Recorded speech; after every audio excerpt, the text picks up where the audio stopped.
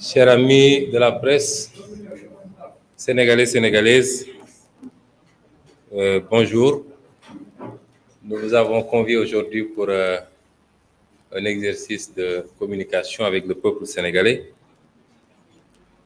d'ici et d'ailleurs, et avec la communauté internationale, sur une problématique nationale. Évidemment, il était prévu de faire une déclaration de presse. J'ai expressément demandé à ce qu'on puisse prendre quelques questions, mais vous comprendrez que nous sommes tenus ou astreints par le temps, malheureusement, parce que je devrais me retrouver à l'aéroport au plus tard à 14 heures, puisque je dois me rendre à Ziguinchor tout à l'heure. Nous sommes là pour parler d'une affaire qui défraie la chronique depuis quasiment 2 ans maintenant dans ce pays. Une vraie fausse affaire judiciaire, une affaire strictement politique, instrumentalisée par le pouvoir de Macky Sall dans le dessein exclusif d'écarter un candidat qui de loin semble être l'un des mieux placés pour remporter la prochaine élection présidentielle au Sénégal. De quoi est-il question? Vous rappelez qu'il y a 2 ans, presque mois pour mois, puisque l'affaire avait éclaté le 3 février 2021, nous sommes presque à cette même date pour l'année 2023, où une personne avait déposé une plainte contre ma personne pour un prétendu viol et menace de mort. J'avais très tôt dit à tout le monde qu'il s'agissait d'un grossier mensonge, d'un complot, et j'avais immédiatement cité un certain nombre de personnes impliquées dans le complot. Vous conviendrez tous que l'évolution de ce dossier a fini par convaincre tous les Sénégalais, et même la communauté internationale qu'on est en face d'une mascarade, et j'y reviendrai. Mais le président Macky Sall et son gouvernement n'en ont pas démordu. Parce que ce qu'il faudrait comprendre, c'est que plus que tout autre, c'est avec ce dossier-là que le président Macky Sall est en train de jouer son avenir politique.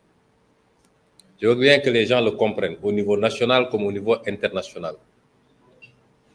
L'avenir politique de Macky Sall et de son parti, l'Alliance pour la République,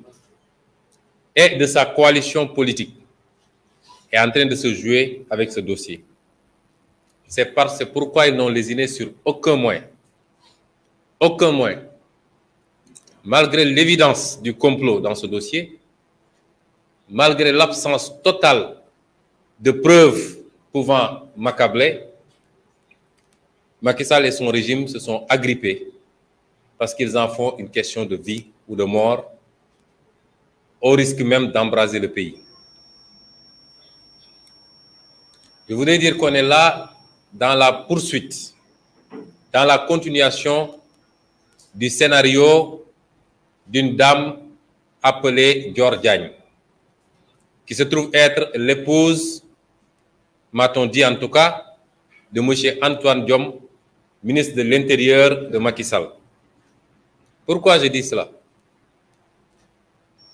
Parce qu'on a tendance souvent à oublier, il est bien qu'on recontextualise un certain nombre de choses.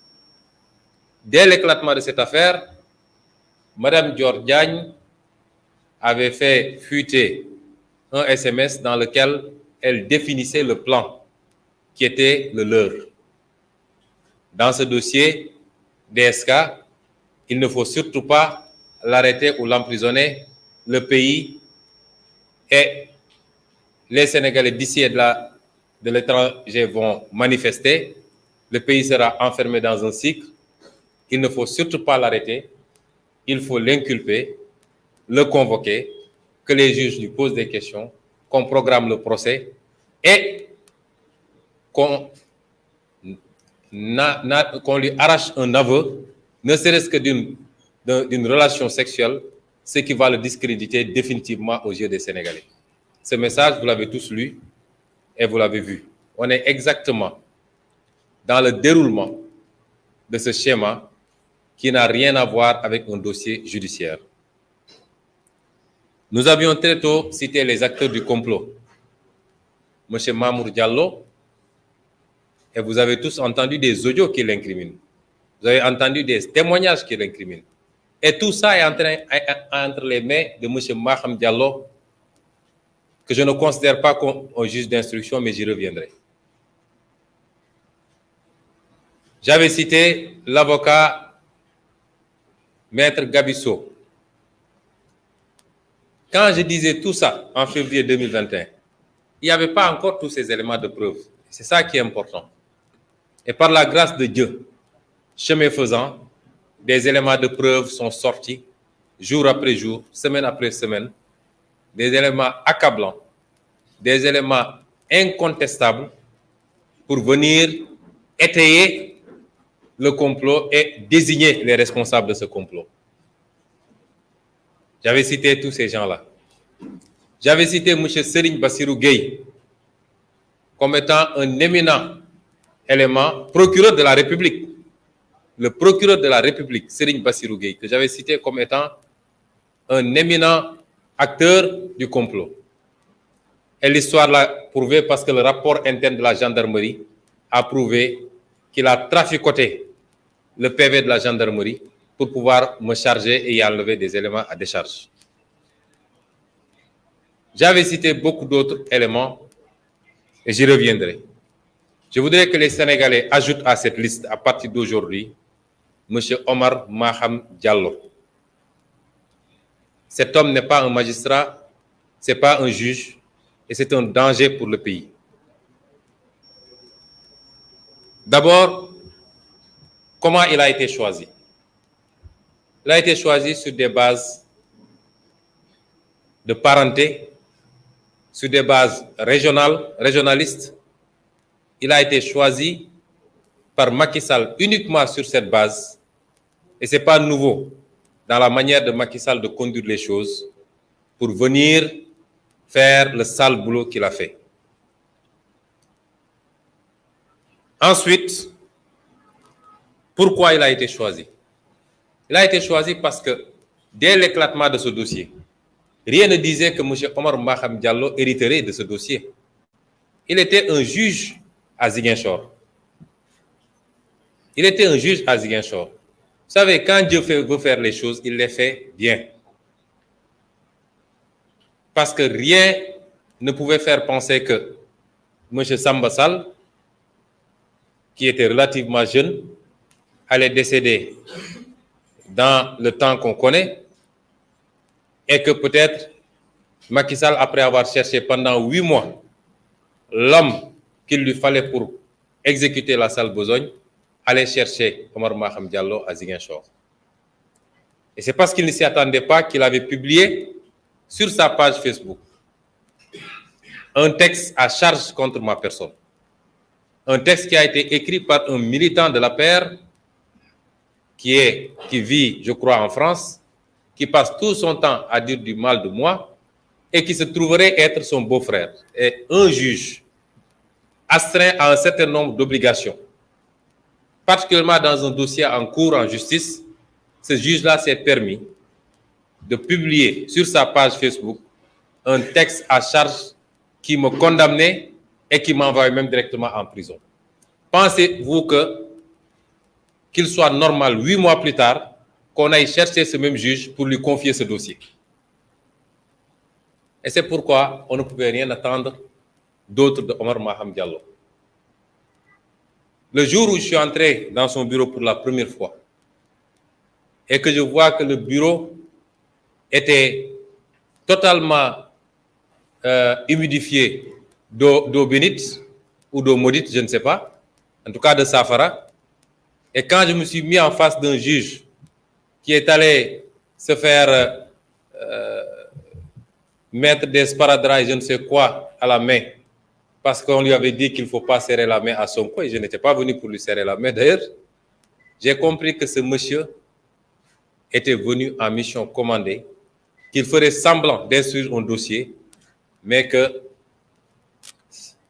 son ordonnance était déjà prise depuis très longtemps et peut-être même écrite ailleurs. Je l'ai compris et je l'ai dit immédiatement à mes avocats en disant que c'est une mascarade, mais ce monsieur a déjà pris son ordonnance. Il a pris son ordonnance pour continuer un projet que Macky Sall, son ministère de la Justice et son ministère de l'Intérieur sont en train d'appliquer depuis février 2021. Bien avant ça, vous avez tous vu qu'ils ont commencé, sous prétexte de faire des travaux au tribunal, à mettre des barrières électriques autour de tout le tribunal pour préparer un procès, alors que le juge d'instruction était en train d'instruire. Vous ne mettez pas des barrières électrifiées à Rebeuss ou je ne sais où, vous en mettez au tribunal parce que vous pensez qu'il vous faut forcer un procès et que ce serait un procès à risque. L'attitude de ce juge est déplorable et n'honore pas la magistrature. Ce juge a voulu passer sous silence tous les éléments à décharge dans ce dossier, alors qu'il n'y a pas un seul élément à charge. On n'a jamais vu un dossier de ce genre dans l'histoire judiciaire du monde, je dis. Un dossier qui se présente comme ça et qu'un juge d'instruction ose renvoyer. Il n'a même pas osé suivre la procédure. C'est par mail qu'il a envoyé aux avocats pour leur dire que je renvoie. C'est extrêmement grave. Comment est-ce qu'un juge peut mettre à l'écart le rapport interne de la gendarmerie? La gendarmerie, c'est un corps d'élite. Et c'est la gendarmerie qui a fait l'enquête préalable, l'enquête préliminaire. Quand le problème s'est posé et qu'il y a eu le cas Capitaine Touré, le général Tine, en bon soldat, a dit la gendarmerie par essence, ce qui le caractérise, c'est l'honneur. Et cette affaire risque d'éclabousser l'honneur de la gendarmerie. Nous allons mettre en place une commission d'enquête qui va édifier sur la responsabilité des uns et des autres, et particulièrement le capitaine Touré qui avait conduit l'enquête. Ce rapport sera public très bientôt, rassurez-vous. Il nous a été demandé partout. Depuis quelque temps, beaucoup d'organismes internationaux nous ont demandé les éléments du dossier, mais les avocats sont en train de leur retransmettre tous les éléments. Mais le peuple sénégalais aura tous ces éléments parce que nous avons l'intégralité du dossier. Et ce rapport, je l'ai moi-même, main à main, remis à M. Omar Maham Diallo. Un rapport qui dit que M. Bassirou Gueye a délibérément compromis le rapport initial dressé par le capitaine Touré pour y mettre des éléments à charge. Il est allé jusqu'à y mettre des photos obscènes qui n'avaient rien à voir avec le rapport initial, mais y ajouter également des passages, y retrancher des passages qui me déchargeaient. Comment est-ce qu'un juge d'instruction sérieux peut passer sous silence un rapport comme ça pour dire qu'il renvoie un dossier? Monsieur Omar Maham Diallo a passé sous silence le témoignage du docteur Alfousseni Gaye, qui est le médecin qui a consulté la plaignante. Docteur Alfousseni Gaye a fait un témoignage devant le juge d'instruction pour dire qu'il n'a vu rien qui puisse renvoyer même, qui puisse faire penser à l'existence d'un viol. Et, cerise sur le gâteau, il a enfoncé les comploteurs en disant que c'est Maître Sow qui l'a appelé pour lui dire d'aller prendre la plaignante parce qu'elle était en danger de mort. Et que c'est Maître Sow et Mamour Diallo qui l'ont appelé instamment le lendemain pour exiger le rapport médical. Et qui ont envoyé une personne avec un sac plein d'argent pour essayer de le corrompre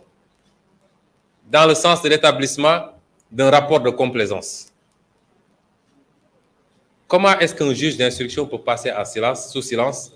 des témoignages aussi accablants et aussi à décharge pour renvoyer un dossier en jugement? Comment ce juge d'instruction a pu passer sous silence un certificat médical que tout le Sénégal a vu? Un certificat médical établi par ce même docteur Gaye, qui aujourd'hui est menacé de mort et persécuté. Sa voiture a été attaquée. Il a déposé des plaintes à la gendarmerie. Personne n'a daigné réagir. Comment est-ce qu'un juge d'instruction sérieux peut passer sous silence ce certificat médical qui écarte toute possibilité de viol? Je crois que désormais, il faut que tous les Sénégalais sachent qu'ils sont en danger. Qu'aujourd'hui, ce n'est plus la peine d'amener des preuves en justice parce que ça ne sert à absolument rien. Dès que la commande politique tombe, toute preuve que vous amènerez sera écartée et votre accusateur n'aura pas besoin d'amener des preuves dès lors que Macky Sall dit que ma volonté, c'est que vous fassiez ceci. Comment est-ce qu'un juge d'instruction peut passer sous silence tous les témoignages des personnes qui travaillaient dans cet institut et qui sont tous des témoignages à décharge? Il n'y a pas un seul témoignage à charge contre nous. Comment est-ce qu'un juge d'instruction peut passer sous silence tout cela? Comment est-ce qu'un juge d'instruction peut passer sous silence les témoignages du capitaine Touré, qui est à la base du PV, qui a servi à sa saisine, même si ce PV a été compromis par Serigne Bassirou Gueye? Ne serait-ce que pour ces deux raisons, ce dossier n'aurait jamais dû atterrir là où il est. C'est-à-dire le PV qui a servi à saisir le juge d'instruction est un faux. Vous ne pouvez pas instruire sur la base d'un faux. Et la deuxième chose, le juge qui a hérité du dossier est disqualifié pour le faire parce qu'il est partisan. Il avait déjà pris une position sans connaître le dossier et sans que le dossier lui soit affecté. Il avait pris une position pour m'envoyer en instruction. Comment est-ce qu'un juge d'instruction peut ignorer les témoignages du capitaine Touré? Comment est-ce qu'un juge d'instruction peut faire l'omerta sur les éléments importants qui ont été versés par M. M. Signas? Vous tous, vous avez entendu ces audios où la plaignante elle-même dit qu'il n'y a jamais eu de viol, qu'il n'y a même jamais eu de rapport sexuel, que malgré tout, on lui a dit « débrouille-toi pour nous chercher du sperme et venir ». Et ce juge d'instruction qui convoque la plaignante sur la base des audios, qui lui fait entendre ces audios, nous avons tout le dossier dans ma machine. La plaignante lui confirme que c'est moi qui ai bien dit ça, mais je m'amusais. Vous avez entendu? Qui confirme les audios de M. Signas, dans lesquels elle-même reconnaissait qu'il n'y a jamais eu le motif qu'elle me collait. Comment est-ce qu'un juge d'instruction peut ignorer tout ça? Tout ça pour revenir renvoyer un dossier. Comment est-ce qu'un juge d'instruction qui a des réquisitions téléphoniques, lesquelles réquisitions téléphoniques montrent les trafics qu'il y a eu, les appels qu'il y a eu entre les différents protagonistes du complot, avant, pendant et après l'événement, aux heures même concernées, entre Mamour Diallo, Maître Gabisso, le convoyeur, le Sidi Ahmed Mbaye, la plaignante. Comment est-ce qu'un juge peut avoir tous ces éléments-là et renvoyer ce dossier en procès? Il n'a même pas instruit. Tous les éléments seront rendus publics. Quand vous lirez l'audition de Mamour Diallo, c'est ridicule. Vous convoquez une personne qui a été citée dans un dossier avec des audios, avec des réquisitions téléphoniques. Vous laissez la personne dire ce qu'elle veut. Elle dit non, je n'ai rien à dire. Mais s'il y a une plainte contre moi, là, je viens de répondre, mais mes avocats m'ont dit de ne pas répondre. Vous la faites signer et elle part. Ça, c'est de l'instruction. Ça, c'est de l'instruction.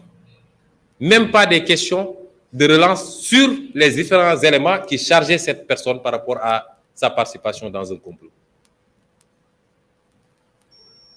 Cet homme, Omar Maham Diallo, est un politicien. Je le considère désormais, et tous les gens qui sont avec moi, comme étant simplement un adversaire politique qui a exécuté une commande politique, et il faudra qu'il en assume toutes les conséquences. Il faut qu'il assume sa responsabilité par rapport à tout ce qui pourrait se passer. Et il faut qu'ils comprennent qu'ils rendront compte tôt ou tard. Parce qu'il faut que les magistrats de ce pays comprennent qu'ils n'ont pas un blanc-seing pour faire ce qu'ils veulent. Ils doivent appliquer la loi et exclusivement la loi. Notre parti politique, PASTEF, l'opposition de manière générale, souffre beaucoup du comportement des magistrats de ce pays. Aujourd'hui, notre adversaire, ce n'est plus Macky Sall. C'est des magistrats. Je ne dis pas tous les magistrats. Parce que nous n'avons pas eu affaire à tous les magistrats pour pouvoir apprécier. Et je demeure convaincu qu'il y en a qui font correctement leur travail. Mais les statistiques montrent que tous les magistrats auxquels on a eu affaire jusqu'à présent sont des magistrats qui ont exécuté des ordres qui sont dans la persécution. Avant-hier et hier, j'étais au camp pénal, j'étais au pavillon spécial et hier, j'étais à Rebeuss pour voir tous nos détenus politiques. Mais ce qui se passe dans ce pays est innommable. Vous prenez les gens, vous les envoyez en prison pendant 7 mois. Vous ne les entendez pas dans le fond. Vous ne leur posez aucune question. Vous chargez un dossier. À l'enquête, maintenant, ce qu'on dit aux gens, pourquoi vous êtes de PASTEF? Pourquoi vous êtes allé en Casamance? Ou pourquoi vous êtes de telle ethnie? C'est les questions qu'on pose aux gens dans l'enquête. Des gens qui sont de Dakar, de Saint-Louis, de Diourbel. On leur dit pourquoi tu es allé en Casamance à 2 reprises. Comme si c'était un crime d'aller en Casamance aujourd'hui. Voilà à quoi une partie de notre justice est réduite aujourd'hui. Et je dis que le principal adversaire aujourd'hui de PASTEF, de notre combat politique et de l'opposition, ce n'est pas Macky Sall. Parce que Macky Sall sait que politiquement, nous sommes beaucoup plus puissants que lui dans ce pays. C'est la justice qu'il instrumentalise pour s'attaquer à nous. Ce juge a refusé, après avoir fait tous ces dénis, notre demande, la demande de nos avocats, pour que les avocats impliqués dans ce complot soient entendus. Mais un avocat, c'est un citoyen sénégalais. On nous parle d'immunité. Mais moi, en tant que député, l'immunité d'un député n'est pas moins forte que l'immunité d'un avocat. C'est en 72 heures qu'ils sont débrouillés pour lever mon immunité. C'est unique dans l'histoire mondiale. 72 heures entre la requête du parquet, l'instruction du parquet général et la levée de l'immunité parlementaire à l'Assemblée, il leur a fallu juste 72 heures, avec un tas de violations de mes droits. Pourquoi un avocat qui complote avec des preuves évidentes, pourquoi cet avocat-là ne serait pas entendu? C'est quoi cette histoire de corporatisme? Le corps judiciaire, de manière générale, est-il mieux protégé que tous les autres corps? Est-ce qu'un député qui a été élu par le peuple sénégalais a une immunité moins honorable et moins protégée qu'un avocat? Nos avocats ont demandé à ce que Maître Sow et Maître Diordiagne soient entendus parce que leur nom a été cité. Et avec des éléments de preuve, le juge a refusé cette requête. Et jusqu'à la dernière requête de mes avocats, c'est-à-dire que le réquisitoire définitif du procureur leur soit transmis, le juge l'a refusé pour s'empresser de prendre une ordonnance et de renvoyer et de leur annoncer ça par mail. C'est la première fois, en tout cas, pour ceux qui connaissent les procédures, qu'on voit cette pratique au niveau de la justice. Et cette justice, depuis que je suis en politique, cette justice a été instrumentalisée pour nous persécuter. Au jour d'aujourd'hui, je suis le seul maire qui, 10 mois après avoir été élu, est empêché de voyager pour aller travailler pour sa commune. Je suis le seul maire. Même pour aller en Casamance, je ne peux pas passer par la route. Au lendemain de la fête de fin d'année, puisqu'on avait des problèmes de réservation d'avion, j'ai dû mettre toute ma famille dans les véhicules pour qu'ils viennent par la route. Et moi, j'ai dû aller tout faire pour avoir un billet d'avion, parce que je n'ai pas le droit de traverser la Gambie pour revenir à Dakar. Depuis 2 ans, on m'empêche de sortir du territoire pour faire mes activités. Et il y a 20 jours, mes avocats ont déposé une autorisation de sortie du territoire parce que je devais me rendre en Guinée, Conakry, au Burkina Faso, au Mali et en Côte d'Ivoire dans le cadre de mes activités politiques. Jusqu'à ce jour, même pas une réponse. Ce qui est grave, parce que l'administration doit répondre au moins au courrier qu'on lui dépose. Depuis que je suis en politique, je suis systématiquement persécuté par cette justice. Vous l'avez vu lors de ma radiation en 2016. Injustement privé de mon travail. Et tous les éléments sont là pour prouver que j'avais raison. Mais jusqu'à la Cour suprême, sans motivation valable, ils ont rejeté mes recours. Vous avez entendu le dossier des 94 milliards qu'ils essaient même de retourner contre moi. Et c'est ce même procureur de la République, M. Amadi Diouf, qui avait préféré classer sans suite quand il était à la chambre d'accusation. Alors qu'il y a un rapport de l'OFNAC. Et ironie du sort, il se retrouve maintenant procureur de la République, il a un rapport de l'OFNAC sur sa table qui dit que tout ce que M. Sonko a dit est vrai et qui exige, qui recommandait l'ouverture d'une instruction contre tout ce beau monde. Le procureur de la République ne veut pas instruire. Vous avez vu tous les cas d'assassinat qu'il y a eu contre nos militants. Aucune instruction. Aucune enquête. C'est le rapport du département d'État américain qui vient dire que l'État du Sénégal est responsable au moins des 10 morts sur les 14 de 2021. Le président Macky Sall avait dit qu'une commission allait être mise en place. Où est cette commission? Parce qu'ils savent que c'est eux qui ont assassiné ces enfants.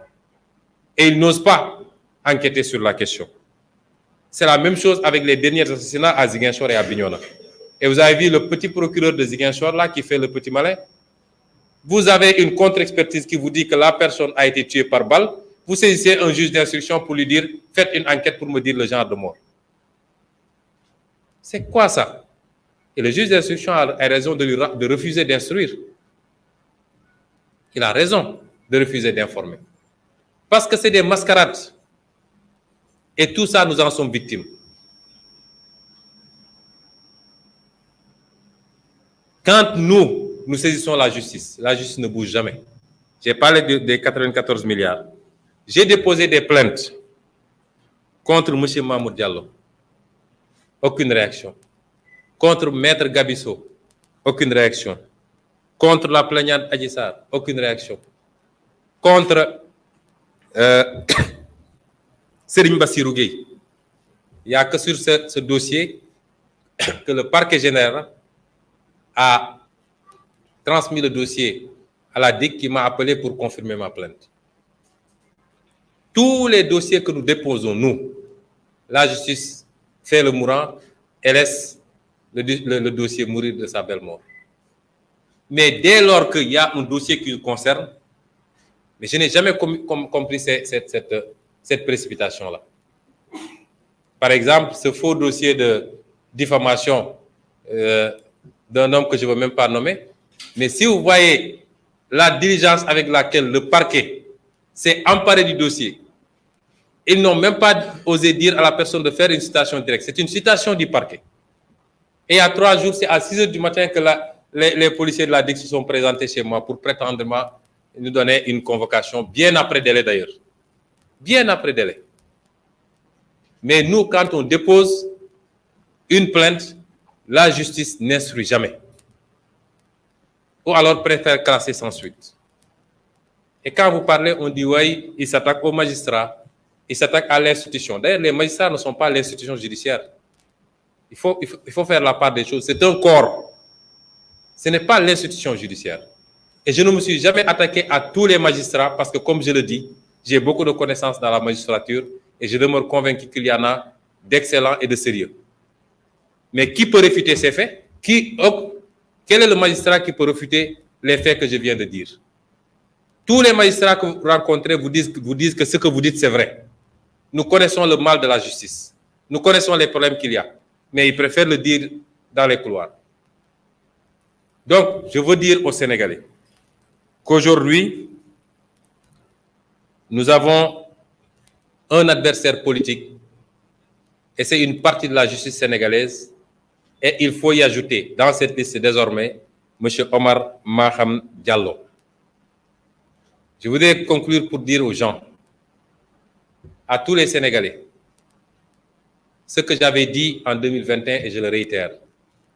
J'ai toujours invoqué mon droit légitime, constitutionnel à la résistance, moi, Ousmane Sonko. Et jusqu'à la fin de ma vie, je résisterai. Nous n'accepterons jamais l'injustice. Personne ne peut m'empêcher, s'il plaît à Dieu, d'être candidat en 2024. Et je ne vois pas le juge qui va me condamner à 5 ans d'emprisonnement dans ce dossier-là. Que chacun assume sa responsabilité parce que les gens sont dans leur bulle, ils font leur conciliabule, ils manipulent des textes, ils font dire ce qu'ils veulent à la loi et ils pensent que ça va continuer à passer dans ce pays. Trop, c'est trop. Il faut arrêter. Tous les gens qu'ils ont jetés en prison, c'est des pères de famille comme eux. C'est des fils de quelqu'un comme eux. Vous ne pouvez pas prendre des gens pour les envoyer en prison sans aucune base et vous rentrez tranquillement chez vous, retrouvez votre femme et votre enfant. C'est ces frustrations cumulées qui peuvent conduire ce pays à des situations qu'on ne souhaite pas. L'injustice est le nid de tous les comportements agressifs. Nous avons toujours appelé à la paix.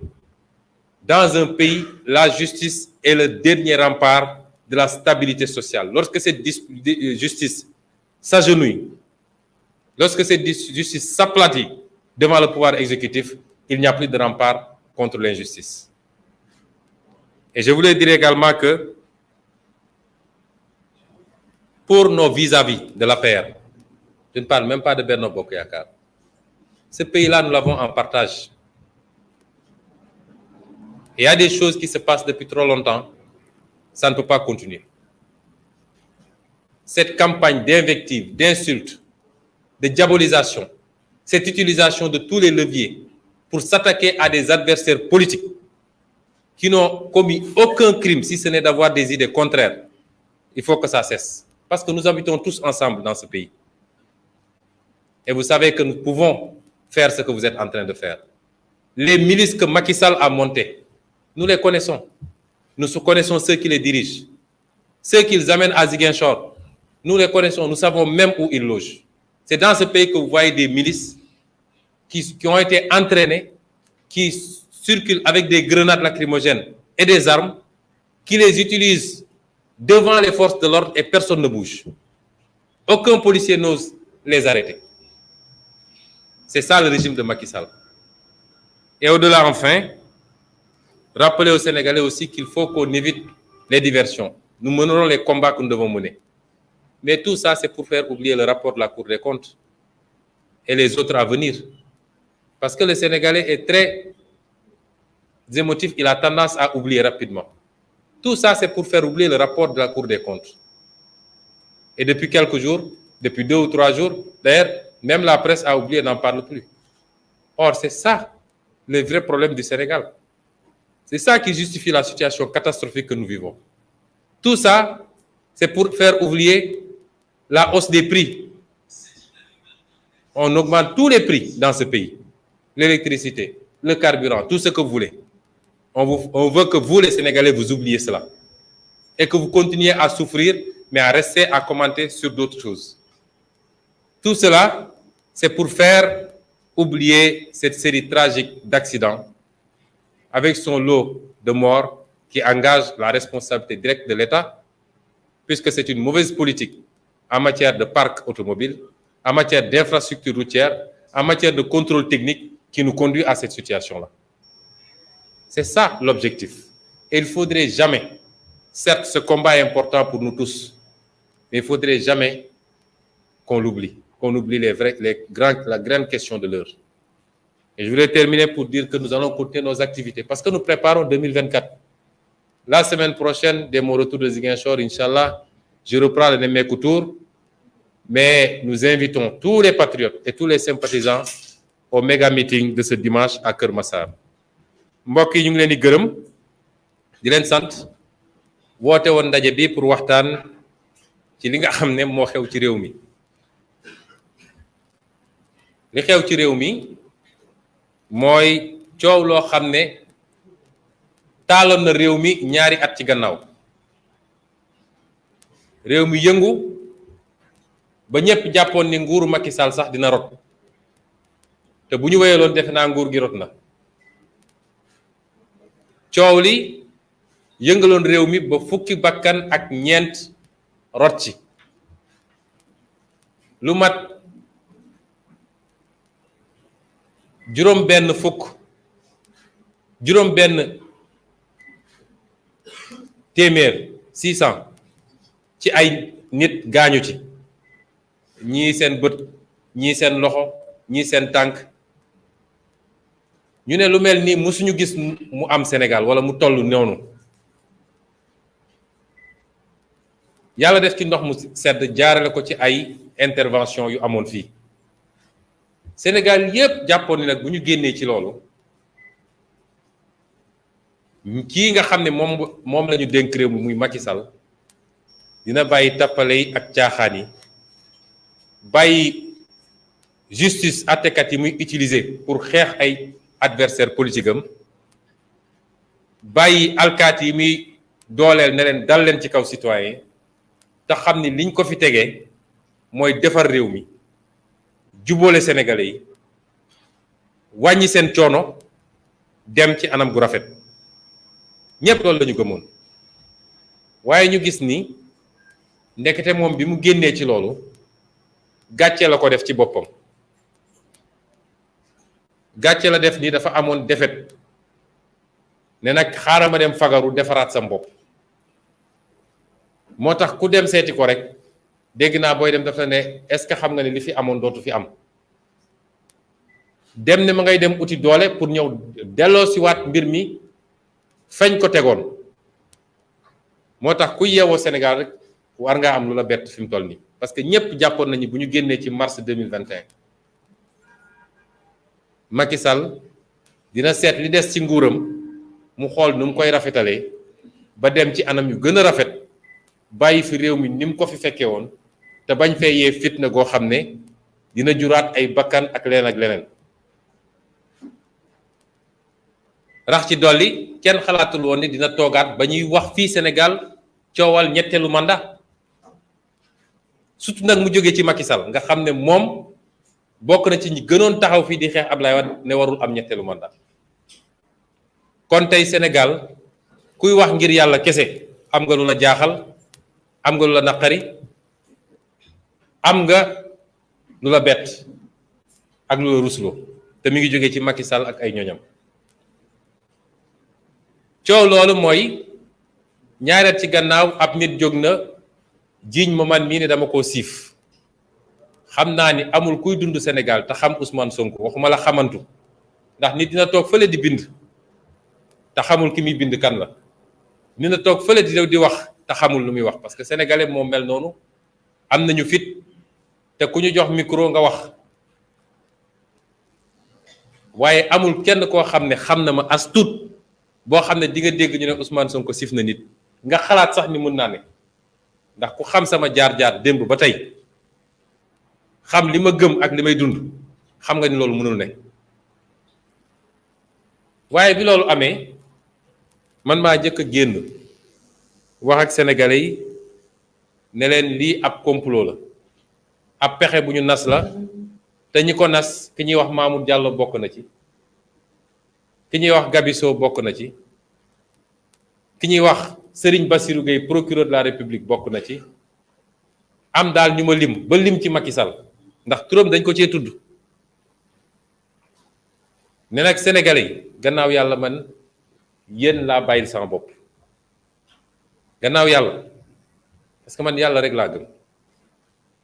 moom rek laa wéeru. nit laa jaam laa matadi naa comme kenn ku nekk ci ñun, waaye yàlla rek laa gëm. boolewu ma kook lenn, dendelewu ma kook lenn. lu am rek mooma, lu am rek damay dellu ne ko sant naa la, neex na naqari na. ma ne Sénégal yi gannaaw yàlla yéen ñi nga xam ne yéen a ma tax a sonn, yéen ñi nga xam ne yéen a ma tax a xeex, yéen ñi nga xam ne yéen a tax ma bàyyi sama lépp, ñàkk sama lépp ngir Sénégal baax ba faw, yéen mbir mi seen mbir la. bu ngeen nangoo li Macky Sall bëgg ma xam ne loolu la yàlla dogal, ma muñee ko sama borom. waaye askan wi bu ñu nee lii du fi amee, loolu mënul am, parce que askan rek moo am solo cim réew. askan rek moo am sañ-sañ, moo yor souveraineté. kuñ fi teg nga jaakaar ni am nga police, am nga gendarmerie, amoo dara. loo am rek daf fekk askan wi nangu ko. mais fu askan jóg taxaw, ñëpp taxaw doon lii duñ ko nangu, amul nguur gu ko mus a mën a dékku, amul. nguur gu ëpp doole ci àdduna bis bu askanam yëpp jógee, waxuma lenn lu ndaw ci askan wi de, mais li ëpp ci askan bu jógee ne lii du fi amee, loolu mënul am. moo tax bi askan wi àndeeg man ci li ma wax, gëm li ma leen wax, bi ñu jógee gis ngeen fi mujje. mooy ñu doon pexe ba jàppuñu, yóbbuñu, bàyyiwaat nañ ñu, andi ñu ba suñu kër. loolu mooy wane doole askan. ñu jàppoon ni nag foofu la mbir mi di yem, que Macky Sall dina delloo xelam ci yàlla, bàyyi justice bi muy utiliser ngir di songu ay adversaire politique. ndekete moom dafa wuti woon doole pour ñëw ne foofu rek gàcce gi ma amoon, ndax moom gàcce la ko jàppee. nit bu bew, nit bu rëy, bu dara amee ole nga xool loo ci mën a tiire ci lu baax, yow da ngay jàpp ni gàcce la, faaw ma fayu. mu dellu si ci loola daa di dem li nga xam ne moo ne woon seen li ñu laloon depuis début bi, te li ko gën a firndeel mooy benn jigéen bu ñuy wax Dior Diagne. Dior Diagne soxna la ci Antoine Diome bi nga xam ne mooy ministre de l'intérieur. dafa am lu mu rëccaloon ci jamono jooju, defe naa loolu mu rëccaloon yéen ñëpp gis ngeen ko. mu rëccal ab message boo xam ne da ko doon yónnee keneen, daal di juum yónni ko kenn ku ma jege. lan la ci wax mooy dossier bi bu leen ko tëj, ndax bu ngeen ko tëjee réew mi day tàkk, manifestation dina jóge fu ne, fii ak bitim réew, te loolu baaxul ci réew mi, baaxul ci nguuru Macky Sall. la ngeen di def mooy da ngeen koy bàyyi mu toog këram, bu ko defee enquêteurs yi woo ko di ko laaj ay question, juge bi programmé procès ba nag bu ñëwee procès yàq der la, ndaw si ñëw naan fii la ma jaar, def na ma lii, def na ma laa, bu ko defee daram yàqu ci Sénégal yépp, dootul mun a taxaw laaj baatu sénégalais yi. lii moo ne woon seen lal, seen pexe, ñu nas ko. lii la ñu wéyale, waaye pour def ko il fallait ñu dem ut ñu leen koy defal. moo tax su ma déggee ñu ne tànn nañu seeni juge ba noppi, du mën a déet, ndax li jiitu moo tax ñu war koo xam. naka la ñu tànnee Omar Maham Diallo mi nga xam ne mooy juge d'instruction? benn ñu ngi ko tànn ci wàllu mbokkoo, parce que wax su jotee dañ koy wax, nañu bàyyi raay wax ji. dañ ko tànn ci wàllu mbokkoo ndax moom li mu séq ak ñu bëri ci gouvernement bi, ñu mel ni ñoom Abdoulaye Daouda Diallo ak ñeneen ñun xam nañ ko. ñu tànn ko ci wàllu mbokkoo ak wàllu waasoo. loolu méthode Macky la, waaye li mu bëgg du am, mooy du mus a dox ba féewale xeet yi am Sénégal ak ethnie yu am Sénégal, ndax fii ñëpp bokk ndey ak baay. waaye loolu mooy premier critère bi. ñu wëlbatiku tànn ko ci kaw moom bi mbir mi ne kët ne jonn page Facebook am bi mu yor daf cee dugaloon benn texte bu mu publier bu mu partagé texte boobu ki ko bind dafa ne woon Ousmane Sonko dañ ko war a yóbbu kaso moo def lii moo def laa moo def lii teen xam ngeen ni kuy juge dañ laa aaye ngay génne yu mel noonu di ko publier ndax juge dafa am benn obligation bu mu am obligation de réserve dossier bu nekk en cours tribunal même su dee yow yaay yor dossier wu dañ cee war a maandu kon moom loolu rek disqualifié na ko loolu rek waroon na tax mënuñu koo jox dossier bi waaye loolu moo tax ñu dem jëli ko Ziguinchor parce que il leur fallait ñu am koo xam ne la ñu bëgg dina ko def ñu tànn ko ci anam yooyu daat koy jël waajal ko nag ndax def nañu 8 mois balaa ñu koy jël bi ñu ko jëlee toogaat na lu mat 7 mois laalul dossier bi lu ne nag dégg nañ ko ci te weddiwuma ci dara ndax keroog bi ma duggee ci bureau fekk ñu sotti saafara ci suufu bureau bi yépp mu dem ut ay bandage ñu bandal ko loxo bi juge bu nar jàmm du def loolu lan moo jar loolu yépp ci juge dossier boo xam ne instruction kese la ba ñu génnee laa ne samay avocat kii def na ordonnance bu yàgg ba teg li muy def nii yépp day mettre la forme rek mooy nirul rek waaye jël na ordonnance ba pare man loolu laa gëmoon te histoire war na ko kooku la ñu jël jox ko dossier bi ne ko fexeel yaa xam nooy def waaye li ñu bëgg ci yow mooy fexeel rek ba renvoyer à un procès mu dellu ci li ma waxoon ci message Dior Diagne bi lan moo la firndeel ni Omar Maham Diallo deful instruction ci dossier bi lan moo firndeel ni moom li ma tuddee léegi ni moom dama jàpp ni magistrat Macky Sall la politicien la boo xam ne mun nañ ko jox carte APR te dafay yokk ci liste ñi nga xam ne dañoo bokk ci complot pour écarter un candidat à une élection présidentielle te duñ ko mus a baal nag parce que responsabilité dafa am solo il faut que mu xam ni li muy def dafa am responsabilité naka la ñu mun a joxee juge d'instruction ab dossier bi ki nga xam ne moom moo accusé ki nga xam ne moo jiñaate ba léegi andiwul benn preuve benn preuve andiwuñu ko dañ ne am nañu ay vidéo am nañu lii am nañu laa te ñu toogee ci kanam juge d'instruction ñu ne leen te ngeen andi li ngeen waxoon teg amul benn preuve bu ñu génnee dossier ba mu jeex tàkk benn preuve amu ci boo xam ne nee nañu Ousmane Sonko def na li waaye ñun ñi nga xam ne dañ ne complot la dañoo andi suñuy preuve mu ne fàng lan mooy suñu preuve nee nañu dossier bi teg naa ci loxo Omar Maham Diallo rapport gendarmerie nga xam ne rapport boobu andi na yeneen jombe ci réew mi ñu bëri ci ñi Sénégal njort nañ ni alkaati yooyu nga xam ne réer nañu kenn ki ñu gis ko ñu rey ko keneen ki ba léegi gisuñu ko ñëpp ñu bëri njort nañ ni rapport bi bokk na ci li leen yóbbu ndax rapport bi li ci nekk dafa garaaw nga jël rapport bu mel noonu teg ko ci loxo Omar Maham Diallo rapport bi am signature ñu ko war a signé am cachet yi am lépp luñ ci war a nekk rapport bi wax ni Serigne Bassirou Gueye bokk na ci complot bi ndax ni mu ci bokkee tuddul Serigne Bassirou Gueye de mais rapport bu la ne PV d'enquête bi nga xam ne moom la gendarmerie def dañ koo modifier ñu déglu ñi nga xam ne ñoo nekk ci dossier bi muy commandant Mbengue ak capitaine Touré ñoom ñëpp ñu ne Serigne Bassirou Gueye moo modifier PV bi moo leen sant ne leen changer leen lii moom capitaine Touré bañ ko moom Abdou Mbengue nangu ko rapport boobu nga teg ko ci loxo juge d'instruction est-ce que juge d'instruction rapport boobu rek doyoon na jar woon sax yeneen yëpp est-ce que juge d'instruction boobu waroon na renvoyer dossier bi mu jël ko teg ko fële ñu ñëwaat ci juge d'instruction bi ñu ne docteur bi nga xam ne moo consulté ki ne moom dañ koo siif docteur boobu ñëw taxaw ci kanamu juge bi ne ko man de kii ma ñiy wax bi ma ko jëlijee ba xool ko gisuma benn mandarga boo ne dañ koo siif te man bi mbir mi amee maître Gabisso moo ma woo ne ma demal jëlal ma ko ma xëy la lendemain defaguma sama PV Mamour Diallo ak Gabisso di ma woo yemul ci foofu de dafa dem ci huissier ñu constateel ko appel yi nga xam ne Mamour Diallo ak Gabisso yëpp ñu ngi ko doon woo dafa dem ci huissier constaté ko mu jël audio boo xam ne Mamour Diallo moo ciy wax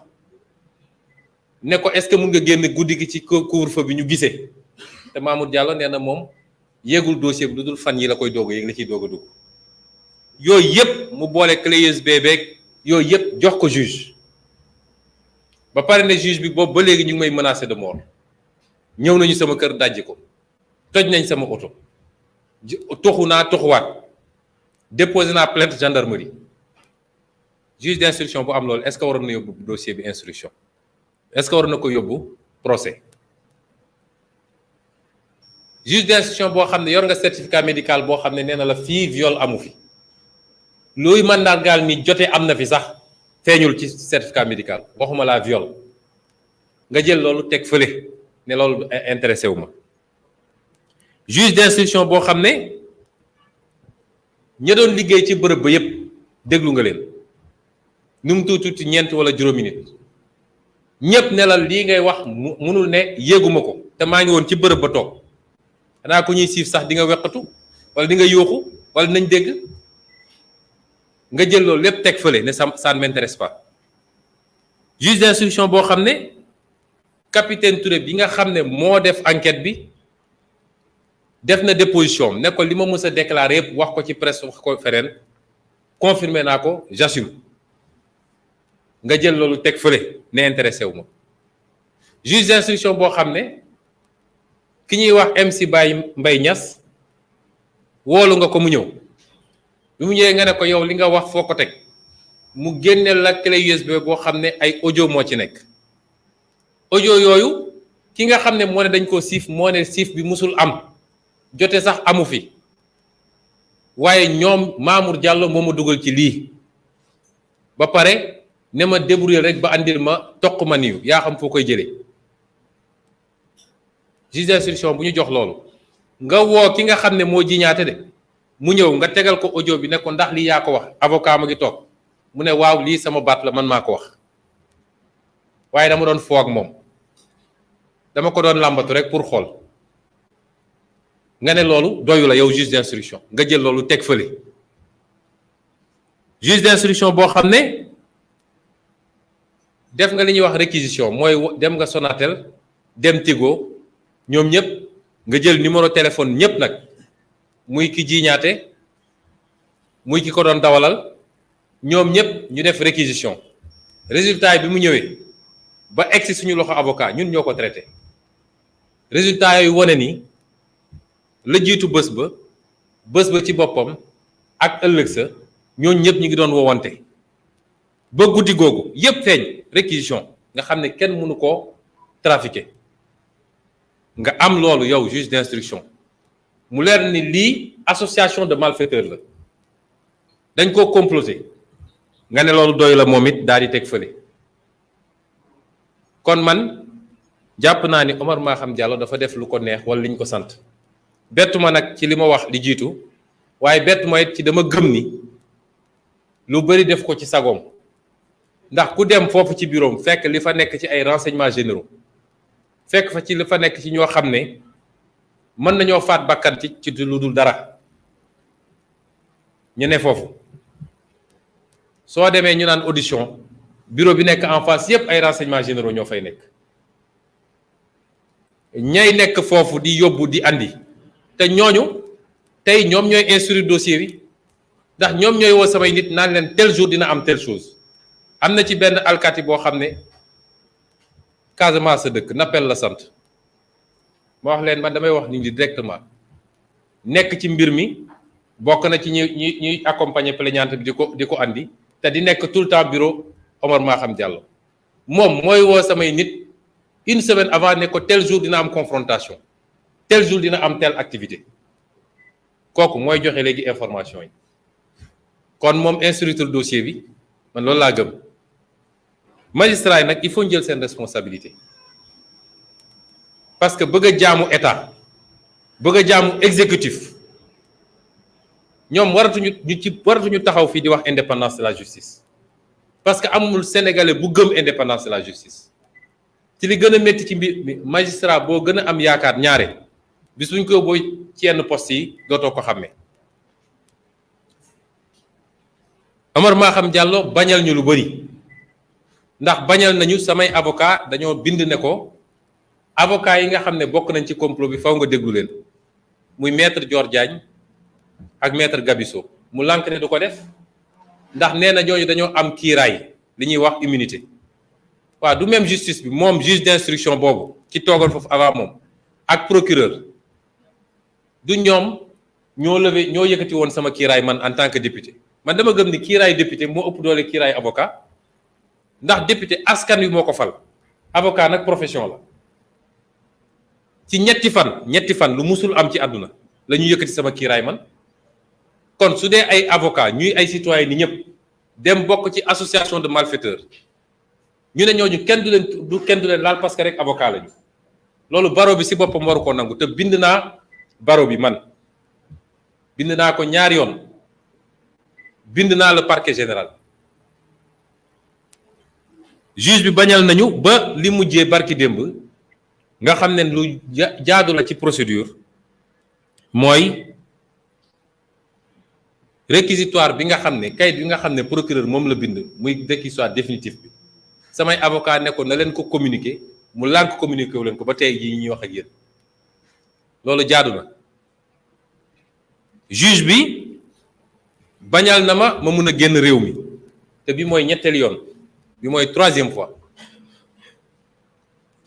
man maay kenn ci maire ci Sénégal fal nañ ma maire depuis fukki weer ak lu tegu maire yëpp ngi génn dem defar seen coopération décentralisée ñi ñu jumeleel ak dem participer ci forum internationaux yi ut lu ñu andil seen mairie menn man maay maire boo xam ne tey mënumaa génn Sénégal nee nañu je suis sous contrôle judiciaire pourtant bu leen nit bindalee lu leen neex nañ ko te nekk contrôle judiciaire nañ ko bàyyi mu dem Paris menn man maay maire boo xam ne mënumaa génn tey réew bi ci mujjee mooy ñaar fukki fan ci gannaaw samay avocat déposé nañu ne ko suñu client dafa war a dem Guinée Conakry dafa war a dem Mali dafa war a dem Burkina Faso dafa war a dem Côte d'Ivoire ci cadre activité politique am mais aussi cadre maire parce que fu mel ni Mali dañuy terminer suñu accord de coopération ak commune Kati et fu mel ni Côte d'Ivoire commune Bouaké nga xam ne moom la ñu jumelé ba tey jii ba sànq tontuwul xanaa kay administration judiciaire le minimum mooy nit su la bindee nga tontu ko ñaari at ñu tere ma génn réew mi pour ma jógee Ziguinchor jaar par la route ñëw Sénégal ñëw Dakar sax mënuma ko parce que faw ma jaar Gambie ndax su ma bëggee jaar Vélingara jaar Tamba daanaka 1000 kilomètres la te mënuma ko ñaari at ci lu dul dëgg loolu ba kañ kon jàpp naa ni li may wax sénégalais yépp di ko wax suñuy militant di ko wax suñuy sympathisant di ko wax opposition sénégalaise bi di ko wax société civile bi di ko wax mouvement citoyen ñun benn adversaire la ñu am du Macky Sall suñu adversaire dëgg mooy la justice sénégalaise une partie de la justice sénégalaise nga xam ne dañ koy instrumentaliser suba ak ngoon pour mu dal ci kaw képp ku ne d'accord ak Macky Sall jàpp loi bi di ko interpréter nu leen neex pour tëju nit ñi barki démb ak démb yépp maa ngi diggante Rebeuss ak camp pénal ak pavillon spécial di seeti suñu ndaw yi ñu fa jàpp ñoom ñëpp seeti naa leen jàpp ay nit 7 mois 8 mois woowoo ko dégluwoo ko muy borom njaboot am soxna am ay doom bàyyi kër gannaawam bàyyi boutique am bàyyi magasin bàyyi liggéeyam nga jàpp ko si ñàkk fayda saa yu la neexee nga bàyyi ko barki dem bàyyi nañ ci ñeent yoo xam ne juróomi weer nga téye leen parce que dañoo bind ci Facebook ba mu neex la nga ne ko demal ñibbi loolu justice sénégalaise moo koy def te tegul fenn la ñu defoon ci Khalifa def ko ci Karim ñu ne tey dinañ ko defaat parce que ñoom ñépp nag gëm nañ ni suñu demee élection présidentielle te Ousmane Sonko fekke ko duñu gañe ak ku mun nekk candidat si ñoom néew ma Ousmane Sonko mooy gañe de waaye ñoom xam nañ ni bu ñu demee élection te Ousmane Sonko nekk candidat duñu gañe ay juriste dañ ma woo barki démb ne ma ñetti ministre dañ leen woo leen waaw léegi dossier bi diffamation est-ce que waa ji suñ ko condamné article L30 L29 ñoom ci seen calcul yooyu lañ nekk ay ministre est-ce que waa ji dina mën a nekk candidat justice sénégalaise benn sas la ko Macky Sall sas fi mu toll nii mooy fukki weer ak ñett yi ñu jëm ñoo xam fu ñuy jaar waaye nañu fexe ba lijjanti loo xam ne mun na tere Ousmane Sonko nekk candidat du ma ne justice bi yëpp de ndax man sequma ak justice bi yëpp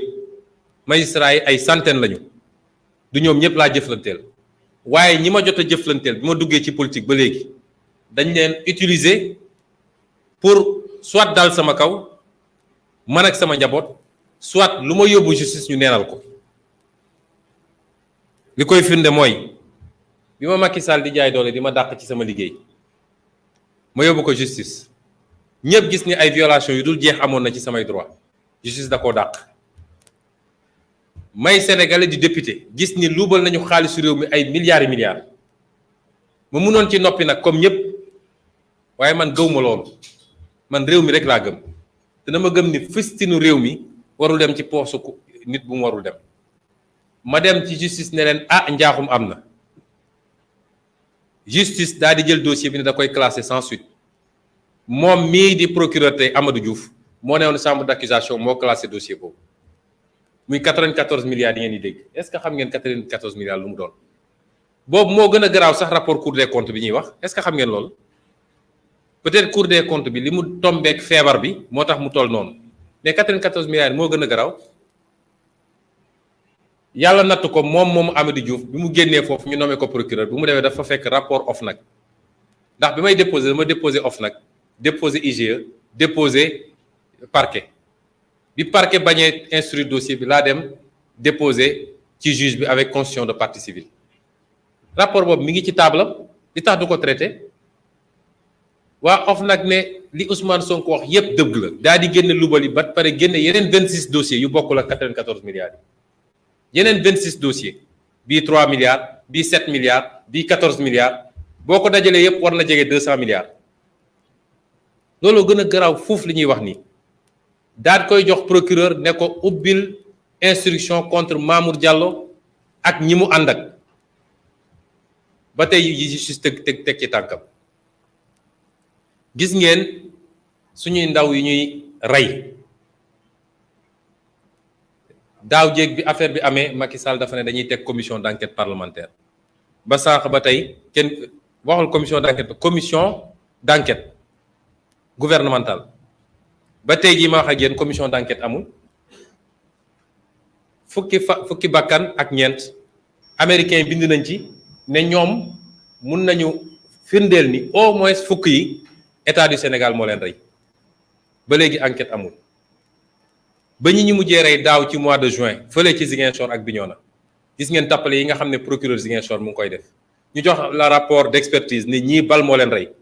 nga jël dossier bi jox ko un juge d'instruction ne ko wax ma lan moo leen rey juge bi delloo ko dossier bi ne ko rapport bi wax na li leen rey ba pare yow koy da ngay ñeme daal di ubbi une instruction ñeme woo nga teg dossier bi nga xool man mii di wax ak yéen rek déposé naa ay plainte contre Mamour Diallo pour complot association de malfaiteurs ak yeneen déposé naa plainte contre Adji Sarr déposé naa plainte contre maître Gabisso déposé naa plainte contre Sidi Ahmed Mbaye déposé naa plainte contre maître El Hadj Diouf bu mujjee boobu rek la ma parquet général boolu ne ma ñëwal ko plainte mais sans plainte yeneen plainte yëpp dégg gu ma ci dara te pourtant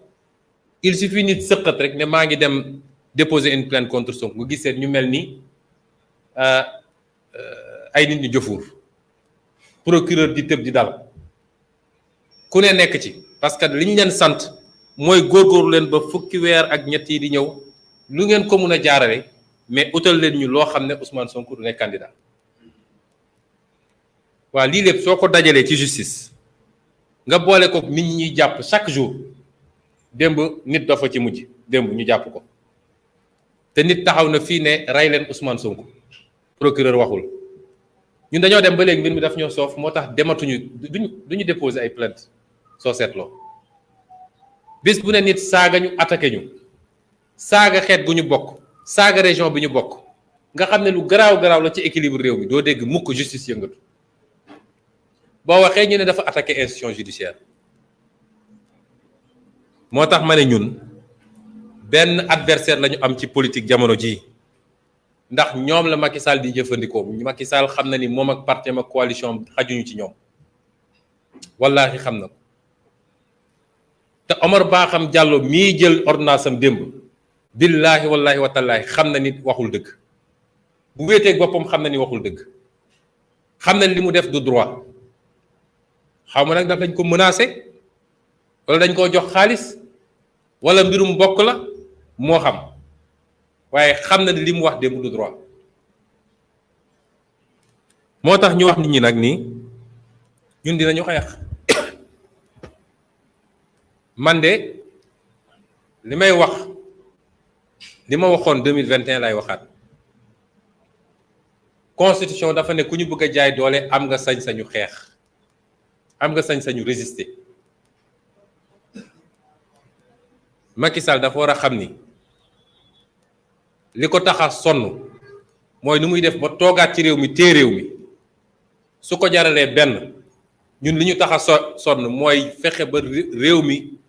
teguwaat ci yoon démocratie ñëw fi alal réew mi des ci réew mi sàcc mi jeex fi loolu jaral nañu téeméer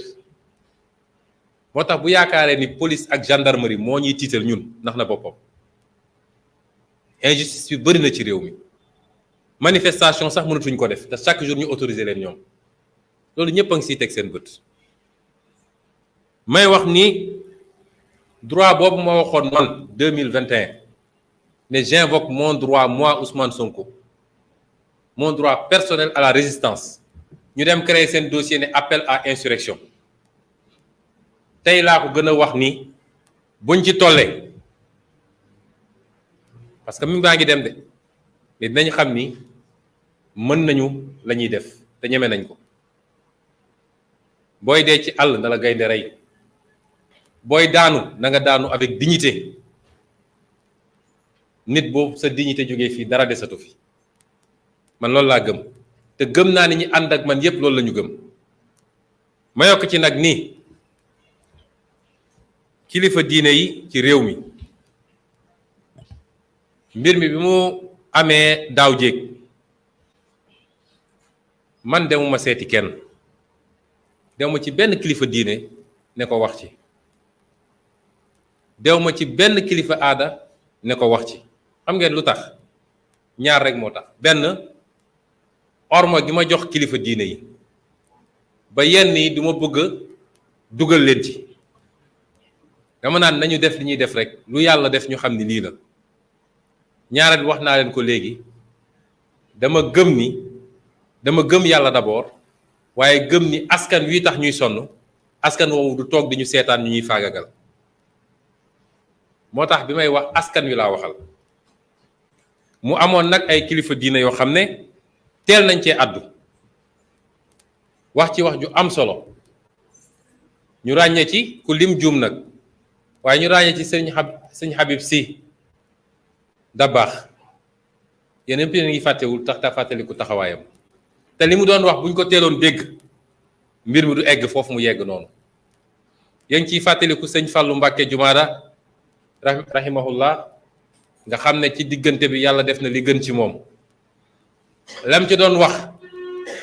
buñ ko déglu woon mbir mi du egg fi mu egg ba li ci yàqu ci ak ñeneen ñoo xam ne ci seeni xutba nee naa ko lim juum ay imam ay oustaz ay prêtre am na ñu bari ñoo xam ne waxoon nañ ci te ñun du ñoo dem laaj leen ne leen wax leen parce que dañoo jàpp ni bu ñu bokkee réew mi ñoom ñuy suñuy kilifa ci fànn googu ñu nangul leen ko bu ñu gisee lu nar a yàq réew mi aajowul ñuy xaar ba ñun ñu ñëw ne leen wax leen ci parce que tuuti nañ torop ci wax leen lu ñu war a wax ak lu ñu war a def waaye malheureusement kenn dégluwul woon ba mbir mi egg fi mu yegg bi mu yeggee fi mu yegg it gëm naa ne kilifa yépp def nañ ci liñ ci mën a def waaye sëñ Muntaxa Mbàkke yàlla na fi yàgg te wér dafa jël ay ndaw yebal leen yebal ndaw gu mat ndaw nag muy sëñ Basiiru Poroxaan bi mu ñëwee ñun ñëpp dañoo daje fii lañ ko recevoir hôtel Mamoun yéen la presse a ngi woon foofu mu wax ci kanamu àdduna yépp nag parce que du loo xam ne dañoo tëj woon ci néeg di ko wax moo tax xawiwuma fi sutura li may wax yépp su ngeen duggee léegi ci YouTube gisaat vidéo yi mu wax ñépp dégg ko mu ne kilifa gi dem moo ma yónni nee na daf leen ñaan ngeen teg mbir yi ci suuf manifestation yi ngeen war a def suba ak fan yi di ñëw ngeen may ko bàyyi ko waaye yemul foofu li ngeen xam ne moo leen métti ci réew mi na ngeen ko tënk ci kayit teg ko sama loxo ma yéet ko moom dina ci dox lim ci war a dox bi loolu amee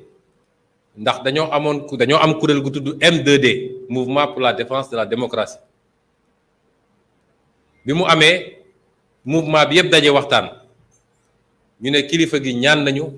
nañ ko nangul looloo andi woon dal bi amoon ci jamono jooju dafay baax ñu fàttali parce que jamono jooju bu ñu bàyyi woon xale yi continuer li ñuy def ñaari fan lañ ciy teg ñaar moo mun a am soit nguur gi dina daanu wala li fiy rot ci bakkan dina bëri trop man ca lañ ma doon doog a bàyyi le 6 laa génn ma jël le 8 laa génn le 8 mars ma jël sama responsabilité fii ci salle bi laa def conférence de presse leader yëpp nekk fi ne leen nii la demee M2D def conférence de presse ñu ne kon mbir mi ñu ngi ñaan ñëpp ñu bàyyi mu sedd kenn ku ne dellu këram loolu nag doonoon ndam ci Sénégal ndax àdduna bi yëpp dañu ne xool leen modèle sénégalais bi du tubaab moo jógee fële ñëw àtte suñu du Nations Unies moo ñëw àtte ñu du Union africaine moo ñëw àtte ñu du CEDEAO moo ñëw àtte ñu ñun ñoo am suñu modèle fii ci biir réew mi ñu wane ni modèle boobu mi ngi dox ba léegi parce que nit ñëpp demoon nañ ba ne waaye nit ñi déggatuñu ni ñëpp wane ni am nañ fi ay kilifa yu ñëpp déggal ba suñu nee def leen di nit ñi nangu ko def ko mu woon ndam bu rëy télé yëpp wane ko France 24 BBC TV5 ñëpp def ci reportage ndam googu nag nga xam ne ndamu Sénégal la woon di ndam suñuy kilifa diine waaye di suñu ndam ñun ñii acteurs yi nga xam ne seet nañu lu bari jox cër ak orma suñuy kilifa ba tax ñu ñaan ñu teg ci suuf suñu ndam la woon ñu nit ndam googu nag mi ngi waaj a nërmeelu ndax fi ñu jëm su dee fañ a tegoon dossier bi lañ ko jëlaat ak yeneen yoo xam ne mi ngi suñu kanam ci ay troisième mandat ki ay tëjaate ak ay reyaate fi ñu jëm li xewoon mën na xewaat ci lu yàggut te ñaanuñu ko yàlla te buy ñëw anam yi muy ñëwee dina gën a métti te kooku du doon ndamu kenn ci Sénégal am na nag lu ñu bindoon teg ko ci loxo kilifa gi lii may wax nii bu doon giseek moom yomb na ma du fii laa koy waxee damay toog wax ko yónnee nañu def nañ ñu mën a def pour mën a am gise googu pour waxtaan ak moom ci li xew ci réew mi juróomi weer ci gannaaw boobu egsee gu ñu woon fii honorable présidente Aïda Mbodj ak docteur Cheikh Tidiane Dièye jóge nañ fii Ndakaaru taal seen oto dem ba Poroxaan fekk fa Serigne Bassirou Poroxaan ne ko Serigne bi lii de lii ak lii waxoon nañ ko waaye lii ak lii moo am ci réew mi boobu ba léegi ñun nag ñu ngi commencé jaaxle te fi mbir mi di jëm kenn ku ne dina seet nu muy fagaroo te bu boobaa li muy yàq ci réew mi dina bëri kon mbir maa ngi bëgg a yàqu te ñëpp seede nañ ni li koy yàq jógewul si ñun parce que sénégalais nag li ci ëpp ku fayu la xam mbir maa ngi bëgg a yàqu te jógewul ci ñun amul lenn lu ñu mën a ne ñun def nañ ko te loolu moo andi coow li wala moo andi fitna ci réew mi kon waxuñu ko parce que dañuy wut ndimbal waaye bu dee réew mi bu amee fu mu toll ñii nga xam ne ñoom la ñu jiital wóolu leen gëm leen ñuy kilifa diine faaw rek ñu wax ci parce que ñun ñëpp seen njaboot lañu kon dañ leen di teel a yéegal balaa ñuy egg foofu kilifa diine yépp nag la ñëw ndax ñun amuñu ci xaj ak seen kilifa diine yépp yi ne ci réew mi am nañu ci commencé addu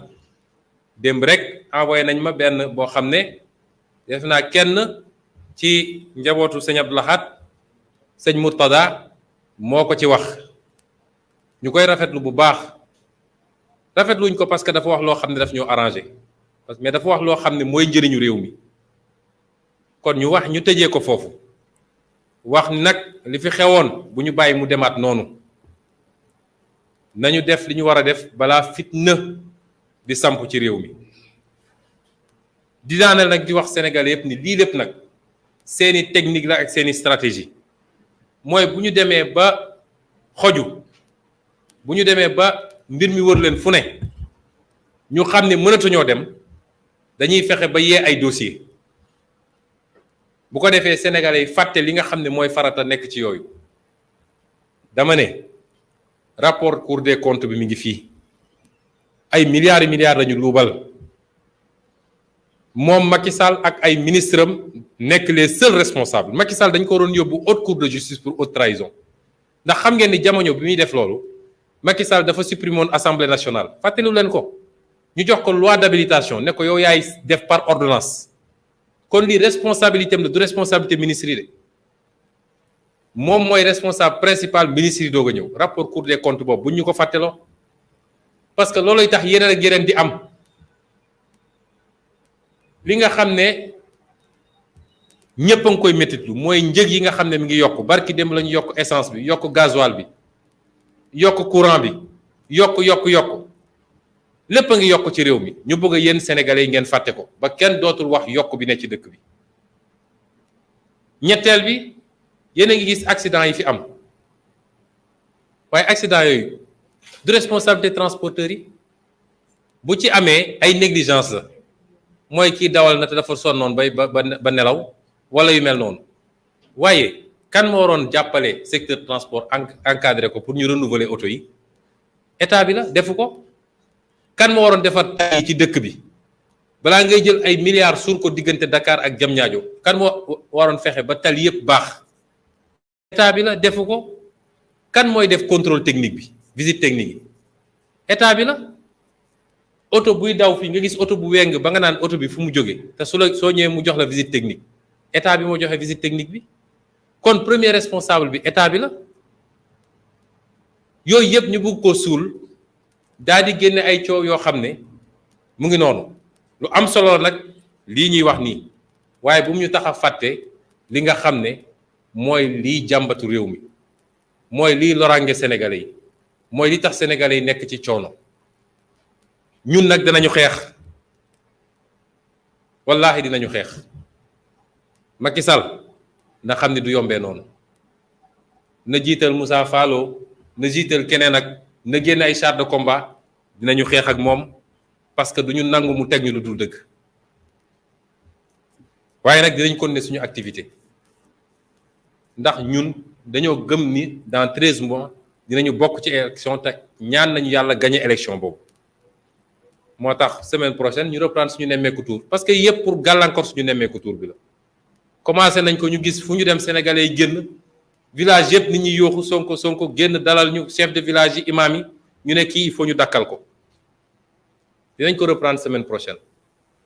commencé nañ ko ñu yónni ñu alkaati yi ñu ñuy sànni ay lacrymogène ak leneen doyu leen ñu ne léegi nañu activer la justice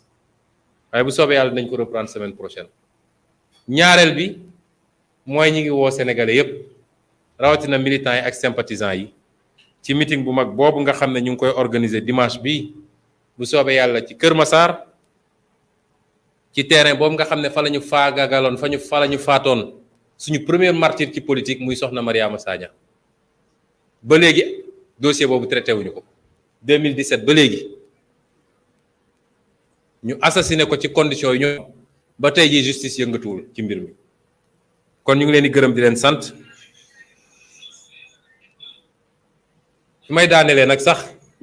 mooy ñi nga xam ne moom la ñu seqal géewu politique bi muy waa APR la ñu nekkee mën nañ ko ñun de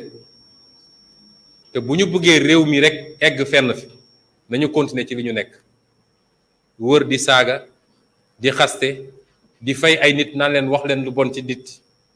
daal di monter ay milices yoo xam ne Macky Sall si boppam moo leen encadré milices yooyu tey dañ leen di jox ay gànnaay ak ay grenade lacrymogène ay sambabo yoo xam ne duñu takk der duñu policier duñu gendarmerie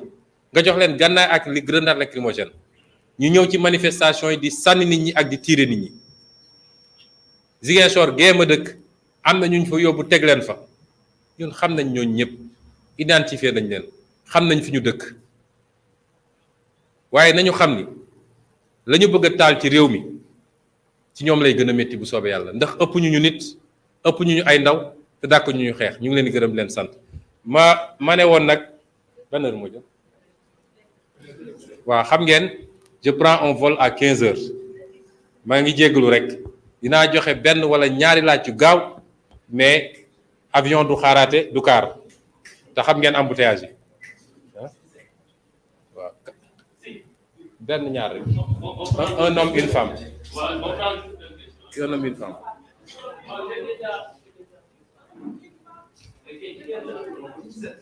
kii na gaaw voilà Papa Amadou Sy, journaliste 7TV. Alors Ousmane Sonko, vous avez un peu expliqué le processus pour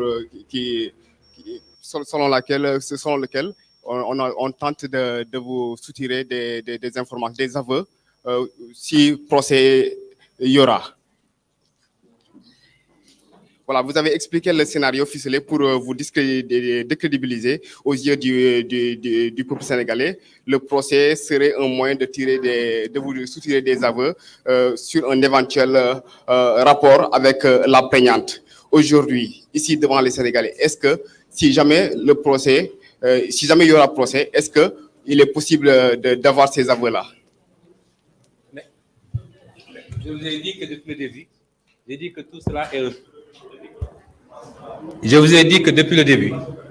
ma position a été constante. Et beaucoup de gens ont dit que je n'ai pas répondu aux questions du juge. C'est faux. J'ai répondu aux questions du juge. J'ai vu même un journal le dire aujourd'hui. Ou le faire dire par quelqu'un. C'est faux. J'ai répondu à toutes les questions de Omar Maham Diallo. J'ai refusé de répondre aux questions du procureur parce qu'un parquet qui a comploté contre moi ne mérite pas que je réponde à ces questions. Et j'ai refusé de répondre, j'ai pas refusé de répondre aux avocats de la plaignante parce que j'ai répondu aux questions en leur disant, vous avez dit publiquement que vous avez des preuves. Maître Abdoulaye Kane a dit publiquement qu'il détient des preuves, n'est-ce pas?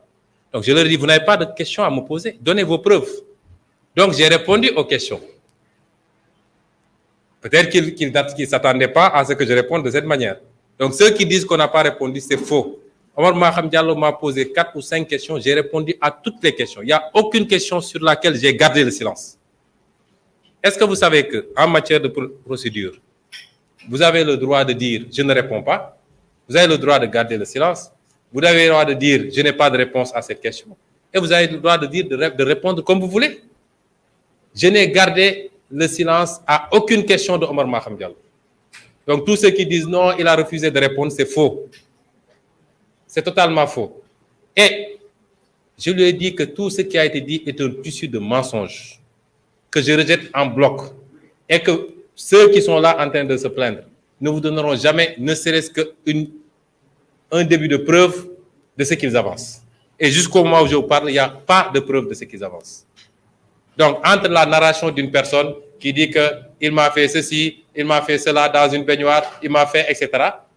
ça, n'importe qui peut le faire ici. Mais donner des preuves pour dire que ceci s'est fait, ça n'existe pas. Donc cette question pour moi, elle découle de ce que j'ai fait jusqu'à présent, la manière dont j'ai répondu, d'abord politiquement devant tous les Sénégalais et ensuite devant le juge d'instruction. Et ce sera le cas si il devait se tenir un procès. La deuxième question. Ah, je suis là. Alors, oui, en wolof. Ok.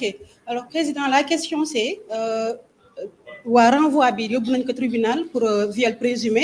léegi est-ce que di nga wuyu ji procès bi bu ñu jàppee date bi am déet ñaareelu laaj bi mooy nee nga léegi tontu nga ci laaj yi sànq yi la juge bi laajoon yëpp juge boo xam da nga koy récuser après ngi tontu ay laajam n'est-ce pas contradictoire non su ma ko récuser woon samay avocat dañuy bind ne récuser nañ ko loolu lu ñuy traité la feneen ci procédure dafa gudd dossier bi commencé gul ka donc procédure dafa gudd lépp li nga xam ne avocat yi noté nañ ko ci li nga xam ne ay vices de procédure la am na fu ñu koy war a régler moo xam chambre d'accusation la moo xam su procès naree am mais su ma ko bëggoon récuser dañuy bind ne récuser nañu juge bi ñaar yooyu bokkul moo tax jàpp nañ ni vice de procédure am na